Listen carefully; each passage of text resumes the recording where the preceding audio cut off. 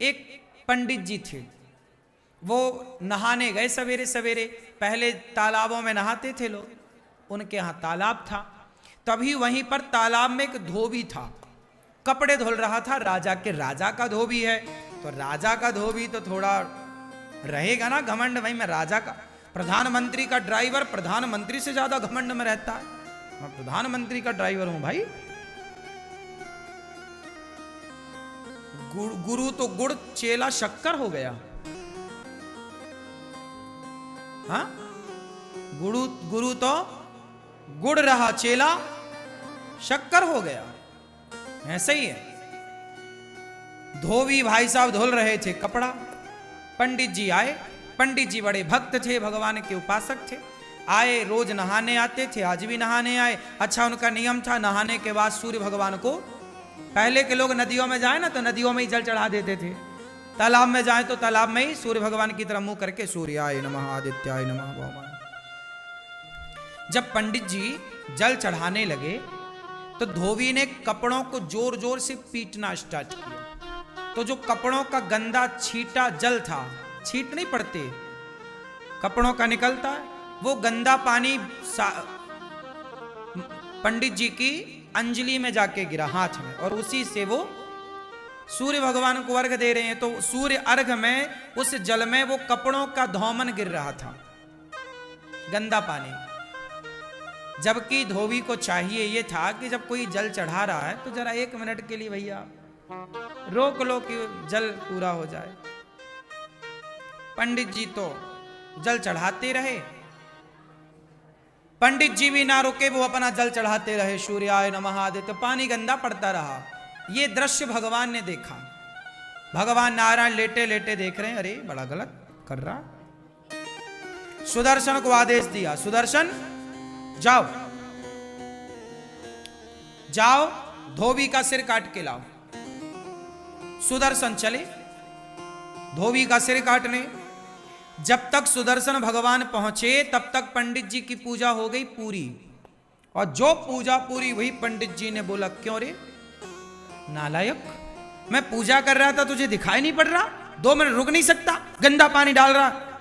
अब पंडित जी जो लड़ाई शुरू किए। धोबी बोला, मैं कम हूं क्या, मैं क्यों काम रोकूं, तुम दूर नहीं जा सकते उस वाले घाट में, तुम्हें भी यहीं आना था। अब सुदर्शन भगवान को आदेश क्या मिला था, भगवान ने क्या बोला, सुदर्शन से जाओ धोबी का सिर काट के आओ। अब सुदर्शन जी आए तो वहां तो लड़ाई चल रही थी पंडित जी में और धोबी में।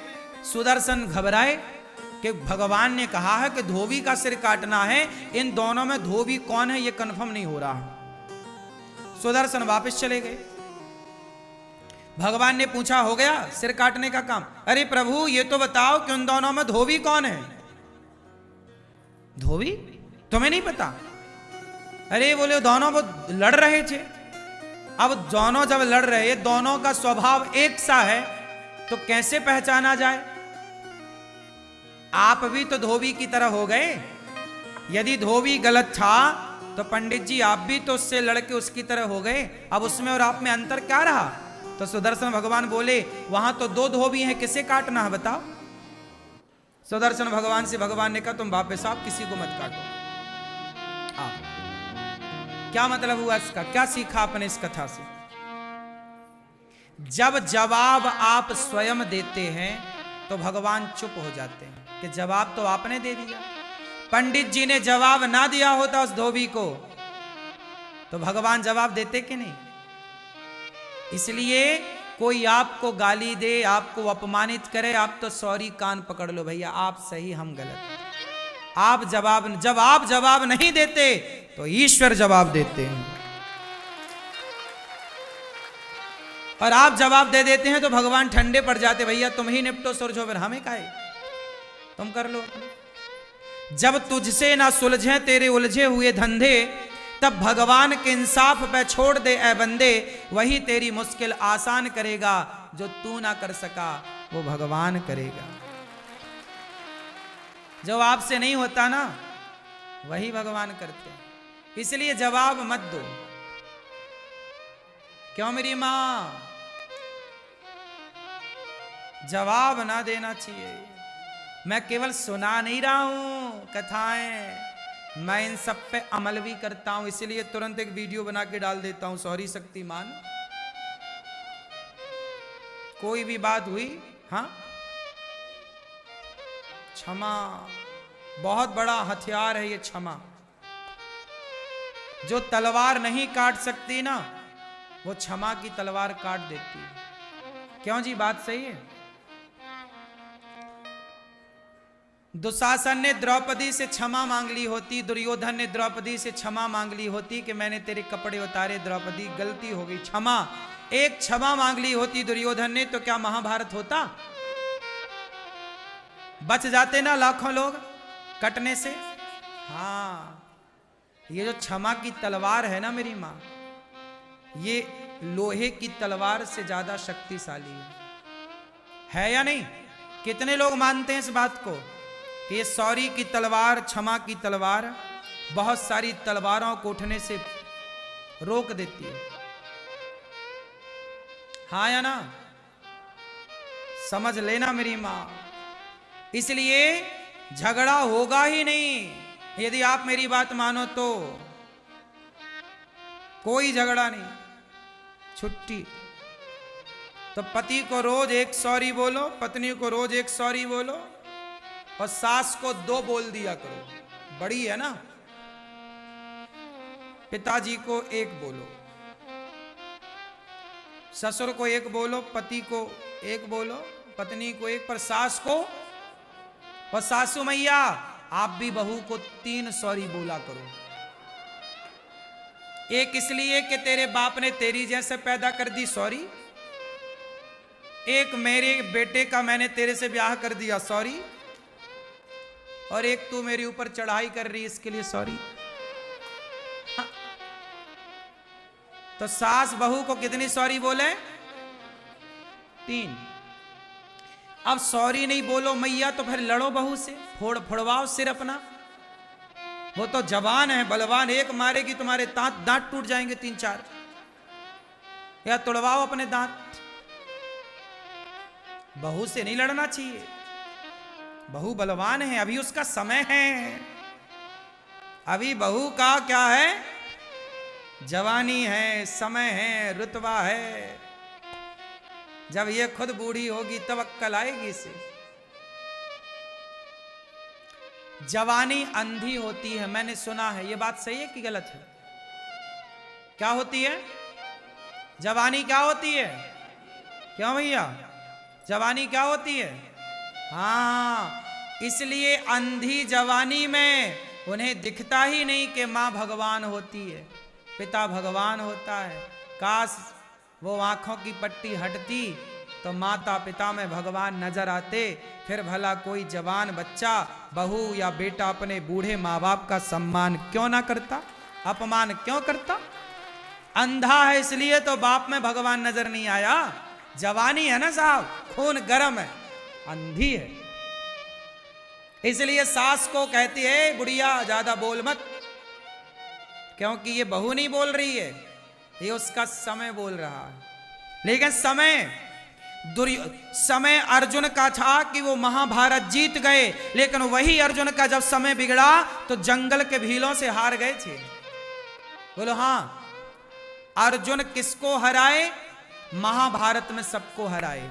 अर्जुन बड़े धनुर्धर हैं, बोलो हाँ, लेकिन वो बड़े धनुर्धर अर्जुन, महाभारत को जीतने वाले अर्जुन, जब समय बिगड़ा तो जंगल के भीलों से हारे थे कि नहीं? जब द्वारिका से भगवान कृष्ण की पत्नियों को लेकर आ रहे थे तो रास्ते में जंगल के भील मिल गए और युद्ध हुआ, हार गए, टिक ना पाए अर्जुन, भागना पड़ा, छीन ली भगवान की पत्नियों को। हाँ, अर्जुन का अभिमान मिटाने के लिए भगवान ही कोल भील बन के आए थे, ताकि घमंड में अर्जुन ना रहे। हम जीते हैं इसका मतलब हम नहीं जीते भाई, समय ने जिताया है, और हम हारे हैं तो हम नहीं हारे। आप कुछ भी नहीं हैं, आप कुछ भी नहीं हैं, समय आपको सब कुछ बनाता है। समय अच्छा है तो लोग आपके पांव धोते हैं, पांव पे गिरते हैं, और समय बिगड़ जाए तो लोग लात मारते हैं। क्यों? आपका समय अच्छा है तो लोग आपकी तारीफ करते हैं। आप में कोई अवगुण है भी तो लोग उस अवगुण को नहीं देखते, क्योंकि आपका समय है। और जब समय बिगड़ता है तो लोग अच्छाई नहीं देखते, फिर केवल हाँ समय समय पर होता है, समय समय की बात। राम जन्म का दिन बड़ा, कृष्ण जन्म की रात। ये बहुओं का जो टाइम चल रहा है ना, सास पे अत्याचार कुछ बहुएं कर रही हैं, ये इनका टाइम चल रहा है। इसलिए सासू माँ रही मन चुप हो बैठिए, सासू माँ तुम चुपचाप बैठो, रही मन चुप हो बैठिए, देख दिनन के फेर। सब तो लिखा तुम्हारे ऋषि मुनियों ने। जब समय अनुकूल ना हो तो चुपचाप होके दुबक के बैठ जाओ। बहू बोलती रह, तेरा टाइम है रे बोल, तेरी आएगी तब तुझे, तब तक के लिए मैं चुप हूं। तालाब खाली होता है ना तो मछलियों को चींटियां खा जाती हैं।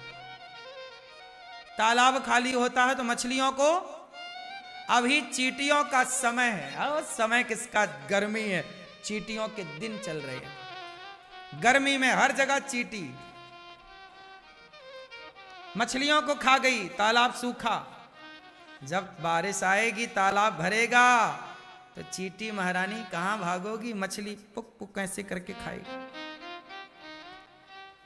कभी चींटियों का समय होता है तो मछलियों को खा जाती हैं, जब समय मछलियों का आता है तो मछलियां चींटियों को खा जाती हैं। यही प्रकृति है। समय आपका होता है, आप किसी को निगल जाते हो, जब समय उसका होता है वो आपको निगल जाता है। वही है, बड़ी मछली छोटी मछली को गप्प कर लेती है, हाँ या ना? आज बहू का समय बढ़िया चल रहा है, पति उसके कब्जे में है, तुम बूढ़ी हो गई हो। और लेकिन बूढ़ी बूढ़ी अम्मा भी कम नहीं रखती। हाँ मैं बूढ़ी हुई तो क्या हुआ, हाँ, ये भी डराए रहती है बहुओं को। हाँ कई बहुएं तो पानी मांगने लगती हैं सास के सामने। सासें भी बहुत बोलती हैं, लेकिन खाए बिना रह जाएंगी, एकादशी कर लेंगी, पर बोले बिना नहीं।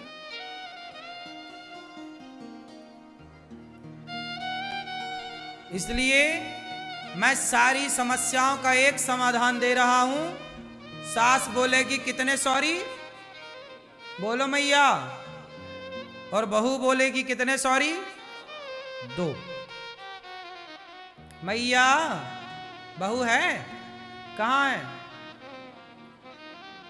3 सॉरी बोलना, ये प्रपंच बिल्कुल ना पालना, कुछ ना बोलना, सॉरी बस। बहू सॉरी सॉरी सॉरी, गिन के 1 सॉरी 2 सॉरी 3 सॉरी। ये बहू तू संभाल अपना सॉरी। ये प्रपंच तुम यहीं बोल रही हो, बहू के सामने कितना बोलती होगी। चुप रहो बस, कुछ भी ना बोलो। कुछ भी ना बोलने के बड़े फायदे हैं। सब्सक्राइब करें हमारे YouTube चैनल, सब्सक्राइब करें हमारे YouTube चैनल, सब्सक्राइब करें हमारे YouTube चैनल। आज के नौजवान लड़का लड़की जिसे प्रेम का नाम देते हैं, मैं हर प्रेमी को नहीं कहता, लेकिन 99% आज जो प्रेम है वह प्रेम नहीं, वासना है। जिसे तुम प्रेम का नाम दे रहे हो वह वासना है। प्रेम में त्याग होता है। प्रेम की परिभाषा पूछ लो किसी से, 1,00,000 2 लाख लोगों में शायद एक आदमी हो जो प्रेम की व्याख्या कर सके। प्रेम की परिभाषा ही नहीं पता आपको, और प्रेम करने निकल पड़े। बताओ क्या है प्रेम? एक लड़की से प्यार करता है एक लड़का, और उस लड़की को लेके भाग जाता है। उसकी माँ रोती रह जाती है, उसका बाप रोता रह जाता है। जरा इस लड़के उस लड़की से पूछो कि यही तुम्हारा प्यार था? यदि उस लड़के से तुम्हारा प्यार था तो फिर तुम्हारी माँ ने तुमसे जो किया वो क्या था? क्या माँ अपने बेटे से प्यार नहीं करती? क्या मां अपनी बेटी से प्यार नहीं करती? जवाब हाँ या ना में दो। क्या एक मां अपनी बेटी से प्यार नहीं करती? बोलो हाँ या ना। क्या एक बाप अपने बेटे से प्यार नहीं करता? करता है। पर आजकल के लड़का लड़की को केवल लड़की और लड़कों से प्यार होता, लड़की को लड़के से, लड़के को लड़की। प्यार हो गया, भाग गए, शादी कर ली, ना माँ से बताया ना माँ से पूछा, माँ रो रही है। यदि इस लड़की से तुमने जो किया वो प्यार था, तो तुम्हारे बाप ने तुमसे जो किया फिर वो क्या था? फिर तुम्हारी माँ ने तुमसे जो किया वो क्या था? क्या वो प्यार नहीं था? भारत में 135 करोड़ लोग रहते हैं। इन 135 करोड़ लोगों में सिर्फ आपकी माँ और आपका बाप केवल 2 लोग ऐसे हैं जो आपके बारे में सबसे अच्छा सोचते हैं, आपके बारे में सबसे अच्छा कहते हैं। और आपके लिए जितना अच्छा आपके माँ बाप कर सकते हैं, इस दुनिया में कोई आपके लिए इतना अच्छा नहीं कर सकता जितना आपके माँ बाप कर सकते हैं। आपके माँ बाप को जितनी आपकी चिंता है, इस दुनिया में 107-8 अरब लोग रहते हैं सारी दुनिया में। 8 अरब लोगों में से कोई आपका इतना शुभ चिंतक नहीं है जितने की आपकी माँ और आपका पिता है। लेकिन उसी माँ बाप के छाती पे खंजर दे दिया आज की औलाद ने। प्यार हो गया किसी लड़की से, लेकर भाग गया। यदि उस लड़की से किया गया प्यार था तो फिर माँ का क्या था? वो तुम्हें 9 माह पेट में रखा था, क्या माँ को तुमसे प्यार नहीं था? तुम्हें खिलाने के बाद खाती थी, क्या माँ का प्यार नहीं था? तुम कैसे प्रेमी हो? यदि तुम लड़की के प्रेम को प्रेम कहते हो तो फिर माँ के प्रेम को तुमने तोड़ क्यों दिया? क्या प्रेमी एक प्रेम के लिए दूसरा प्रेम तोड़ता है? लड़की का प्यार तो तुम्हारा नया नया प्यार था, माँ का प्यार तो पुराना है। लड़की का प्यार तो 4 साल से हुआ है, माँ का प्यार तो तब से है जब से तुम पेट में आए हो, तब से माँ तुमसे प्यार करती थी, करती रही है। तो फिर माँ का प्यार तुमने, माँ के प्यार को तुम समझ ना पाए और लड़की के प्यार को कहते हो मैं प्यार करता हूं महाराज। तो बाहर प्यारे ऐसा प्यार होता है? प्यार की परिभाषा कभी सुनी है, पढ़ी है, देखी है? ये तुम्हारा प्यार नहीं है, केवल वासना, तुम्हारी हवस, केवल इच्छाएं तुम्हारी भोगों की हैं बस। एक लड़का एक लड़की से प्यार करे, एक लड़का एक लड़की से, एक लड़की एक लड़का से प्यार करे और वो अपने माँ बाप को ठुकरा दें, माँ बाप को छोड़कर लव मैरिज कोर्ट मैरिज करके भाग जाएं, माँ रोती रह जाए, बाप रोता रह जाए, ऐसों को आप प्रेमी कहेंगे? क्या यही प्रेम है? क्या आपके हिसाब से प्रेम की परिभाषाएं यही हैं? इसी का नाम प्यार है? इसी का नाम प्यार है? बताओ। इसका नाम प्यार नहीं है मेरी बहनों, इसका नाम केवल वासना है। कोई लड़का तुमसे प्यार नहीं करता, शायद होगा कोई प्यार। लोग कहते हैं प्यार की निशानी ताजमहल है।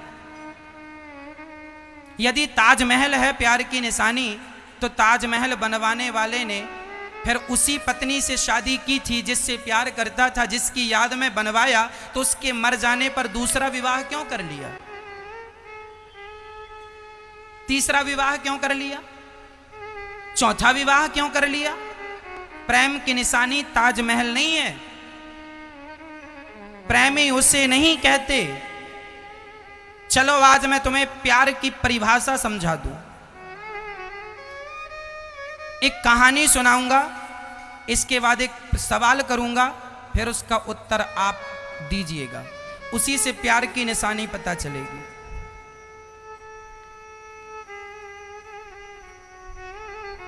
एक लड़की थी,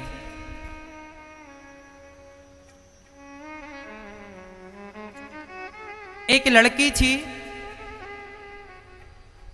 वह 3 लड़कों से प्यार करती थी। सुनिएगा बहुत ध्यान से, बैठ जाओ मैया, बैठ जाओ। एक छोटी सी कहानी है, उसका प्रश्न आपसे करूंगा, उत्तर ध्यान से सुनिएगा और ध्यान से उत्तर दीजिएगा। एक लड़की थी, वह 3 लड़कों से प्यार करती थी। 3 लड़के, तीनों बड़े सुंदर थे, बड़े होनहार थे, योग्य थे, सुंदर भी थे, पढ़े लिखे भी थे, योग्य भी थे, सब कुछ प्रॉपर था। तीनों से प्यार था, पर विडंबना यह थी कि प्यार तो तीनों से था, पर तीनों से विवाह तो नहीं हो सकता था। विवाह तो एक से होता। तो तीनों लड़के तैयारी करने लगे कि वो लड़की हमसे विवाह करेगी, दूसरा तैयारी करने लगा हमसे करेगी, तीसरा तैयारी करने लगा हमसे करेगी। अब जब लड़की को पता चला कि तीनों लड़के तैयारी कर रहे हैं, अब वो लड़की सोची कि मैं किससे हाँ करूं, तीनों से बड़ा प्यार करती थी, तीनों अच्छे थे। तो लड़की ने क्या किया, उसने आत्महत्या कर ली। वो निर्णय ना ले सकी कि मैं तीनों में से किसी पर एक को यदि वो चुन लेती तो दो उसके प्रेम में मर जाते। तो वो चाहती थी कि दो लोग मरें, उससे अच्छा मैं अकेली मर जाऊं। वह इतना प्यार करती थी तीनों से कि वह चुन ना पाई कि मैं किसको पति बनाऊं। तो उसने अपने आप को खत्म कर लिया, आत्महत्या कर ली। कहानी शुरू होती है अब। जब उसने आत्महत्या कर ली तो उसको चिता पर जलाया गया। जब वह जलने लगी तो उसे जलता देख एक प्रेमी उसकी राख को अपने शरीर में लपेट लिया और उसकी शरीर में राख लपेटकर उस शमशान में, उस चिता के बगल पर जहां वो जली थी, वो तीनों लड़के भी उस लड़की से अत्यधिक प्यार करते थे। वह लड़का अपनी होने वाली पत्नी की चिता की आग को, प्रेमिका की आग को उसकी भस्म को लपेटकर वहां शमशान में बैठा रहा, ना खाना खाता ना पानी, पागलों की तरह बैठा। दूसरा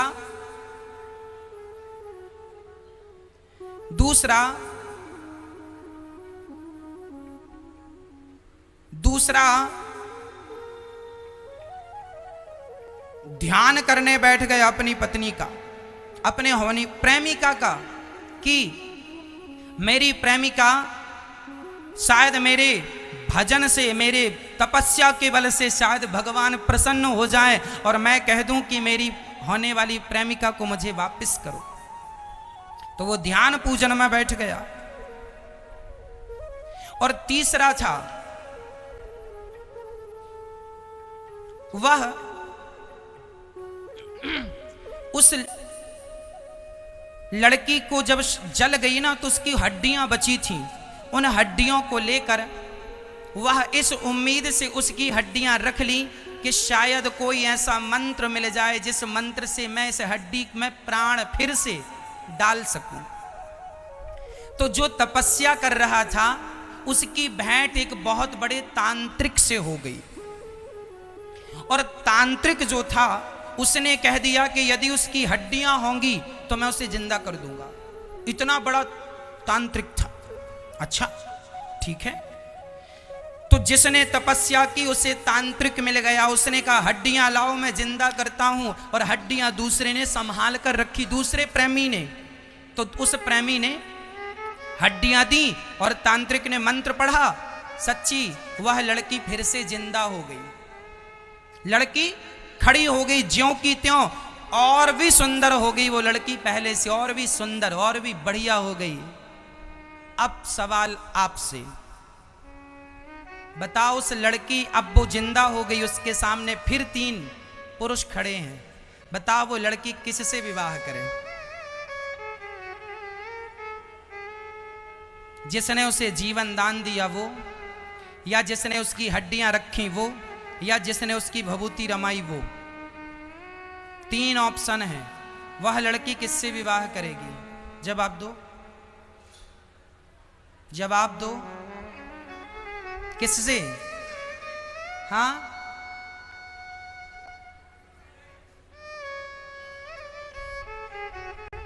जिसने उसे जिंदा किया, क्या उससे? यदि उससे तो आप हाथ उठाओ। इतने लोग कह रहे हैं उससे। जिसने उसकी हड्डियां बचाई उससे विवाह करे, इसका समर्थन कौन कौन करता है? जिसने उसकी भभूति रमाई उससे, इसका समर्थन कौन कौन करता है?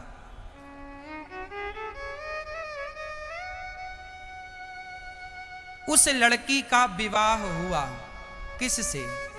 जिसने उसे जिंदा किया मंत्रों से, वह तो हुआ उसका पिता। क्योंकि बेटी को कौन जन्म देता है? जिंदा करने वाला कौन होता है? जिंदा करने वाला कौन? पिता। वह तो ठहरा पिता।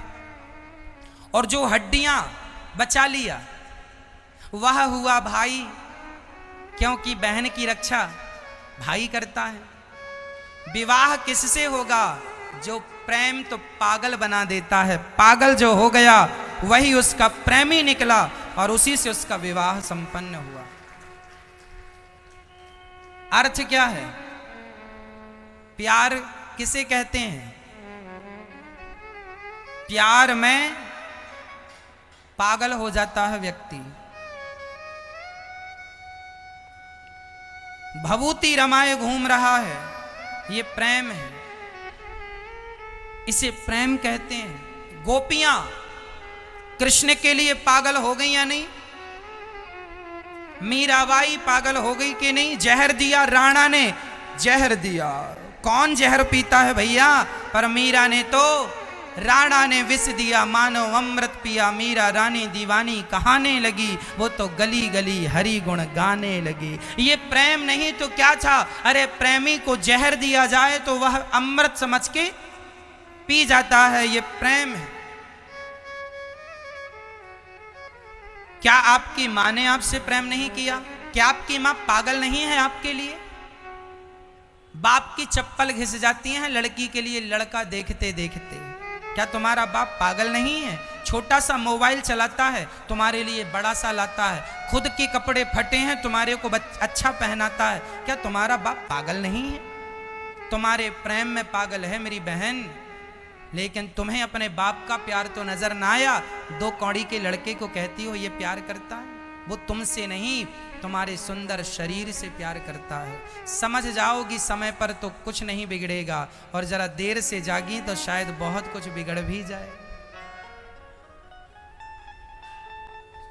ऐसा कोई काम ना करना मेरी बहनों, ऐसी कोई हरकत ना करना जिससे तुम्हारे माँ बाप को सिर झुकाकर जीना पड़े। कुछ ऐसा कर जाना कि माँ बाप गर्व कर सकें कि ये मेरी बेटी है, ये मेरा बेटा है। कुछ ऐसा कर जाना, प्यार व्यार के चक्कर में पड़ के, अभी तुम्हारा समय पढ़ाई का है, मन लगा के पढ़ो। ये प्यार करने वाले तो बहुत आगे भी मिलते जाएंगे आपको। हाँ, अपनी मां का दिल ना तोड़ना, बस मेरी एक छोटी सी प्रार्थना है। आज लड़के अपनी मां का दिल तोड़ देते हैं, पिता का दिल तोड़ देते हैं। एक लड़का मेरे पास आए, बोले महाराज जी हम इससे बहुत प्यार करते हैं, शादी करना चाहते हैं। हमने कहा कर लो। बोले माँ तैयार नहीं है। तो हमने कहा मत करो। बोले महाराज जी मैं इस लड़की के बिना रहूंगा नहीं, कैसे रहूंगा? मैंने कहा यदि तुमने कर ली फिर तुम्हारी माँ का क्या होगा, तुम्हारे पिता का क्या होगा? बोले हम अपने माँ बाप को छोड़ देंगे, दूसरे शहर चले जाएंगे। हमने उस लड़की को देखा और कहा बहन देख, जो अपनी माँ को छोड़ सकता है, अपने पिता को छोड़ सकता है, जो अपने माँ बाप का ना हो सका वो भला तेरा कितने दिन तक रहेगा, ये समझ ले। इससे नाता जोड़ने में तेरा नुकसान है। विवाह करना बुराई नहीं है, प्यार करना बुरा नहीं है, पर माँ बाप भी आपके प्यार में सम्मिलित हों तो क्या बुराई है। आज शादी में आपके माँ बाप नाच रहे हों, खुशियाँ मना रहे हों तो अच्छा है। कि तुमने शादी कर ली तो माँ बाप रो रहे हैं कि लड़के लड़की ने भाग कर शादी कर ली, हमें तो बताया नहीं, अपनी शादी में भी हमें नहीं बुलाया। क्या ऐसी शादी करना चाहते हैं? ना, माँ होती है, किसी भी हाल में हमें उसका दिल नहीं दुखाना चाहिए। शरीर सबसे कीमती होता है मेरी बहनों, मेरी माँ। चरित्र सबसे कीमती क्या होता है? कपड़े का दाग छूट जाएगा पर चरित्र पर दाग लग जाए तो नहीं छूटेगा। मर जाना अच्छा है मेरी माँ, पर चरित्रहीन होकर जिंदा रहना अच्छा नहीं है। इसलिए अपने चरित्र को ना बिगड़ने देना। चरित्र लड़कों के लिए भी जरूरी है और चरित्र लड़की के लिए भी जरूरी है। कैरेक्टर कहते हैं आपकी भाषा में। चरित्र जो है जिसका आज समाज में व्यक्ति की पूजा नहीं है, समाज में चरित्र की पूजा है। और आज आपको बताऊं, पहले के पढ़े लिखे लोग ना, जो पहले लोग पढ़ते थे, पहले की शिक्षा में चरित्र मजबूत किया जाता था। और आज जितने पढ़े लिखे हैं, जितने का अर्थ है बहुत लोग, इसमें सारे लोगों को हम नहीं कह सकते, इसमें से बहुत लोग ऐसे हैं पढ़े लिखे जो पढ़ाई लिखाई करने के बहाने अपना चरित्र बिगाड़ लेते हैं। लड़कियां पढ़ने जाती हैं और देखा तो पता चला किसी लड़के के संग घूम रही है। लड़का पढ़ने गया, हॉस्टल में रहता है, किसी लड़के के संग रहता है। रिलेशनशिप में रहने लगे आजकल लड़के। ये पढ़ने गए हैं, ये पढ़ते कम हैं, चरित्र ज़्यादा बिगाड़ रहे हैं। पहले की पढ़ाई ऐसी नहीं थी मेरी माँ। पहले तो बच्चे पढ़ते थे और पढ़कर चरित्रवान होते थे, और आजकल पढ़ते हैं, पढ़कर चरित्र बिगाड़ कर आते हैं। इनका चरित्र वहीं बिगड़ जाता पढ़ने के नाम पर। आज लड़कियां हॉस्टल में रहती हैं, माँ बाप भेज देते हैं, पढ़ने गई है, जरा जाकर देखो तो 7 बजे रात्रि को, शाम को सूर्य ढलते ही किसी जगह पर किसी लड़के के साथ बैठी मिलती है। आपने नहीं देखा? नहीं देखा? देखा है आपने। मुंबई में आप चले जाना, समुद्र के किनारे लड़का लड़की मधुमक्खी की तरह मिलते हैं आपको, हाँ या ना? दिल्ली चले जाओ, वहां पार्कों में जाकर देखो, लड़का लड़कियों के सिवा वो पार्क लड़का लड़की के लिए बनाया गया ऐसा लग रहा है। बैठे हैं रात रात तक किसी छांव में पेड़ के, वो अकेला एकांत ढूंढ रहे हैं, बैठे हैं। लड़का, ये पढ़ने आए हैं, ये पीएचडी चल रही है इनकी, पीएचडी कर रहे हैं, पढ़ रहे हैं, अच्छे घर के लोग हैं, पढ़ने आए हैं। और माँ बाप कह रहे हैं पढ़ने गई है छोरी, पढ़ रही है कि क्या कर रही है, थोड़ा तुम भी तो जाकर देख लो, तुम भी तो मुआयना करो, बाप हो।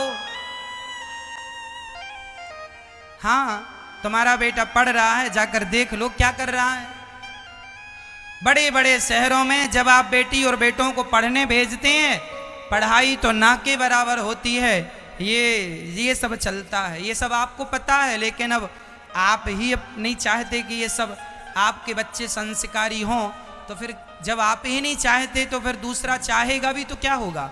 जब माँ बाप ही नहीं एक्शन ले रहे हैं सही रास्ता।